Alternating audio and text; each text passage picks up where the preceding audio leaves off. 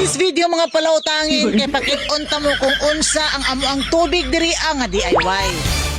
Ikaw pat na day namo ni diri nga gihimo og balon kay katong primero namo gihimo nga bomba perting bahoa og perti pa jung luboga. Unya perti namong lipaya kay hinlo og tin-aw og dili baho ang ihang tubig diri ang dapita. Unya gibutangan namo og tubo kanang PVC kanang orange kay para diha mo agi ang hose dili siya malubog. Unya kanang hose nga itom konekta na didto sa makina. Ug mao dinhi ang ihang tubig katong didto gikan sa balon tan-awar gud diba tin-aw og hinlo siya.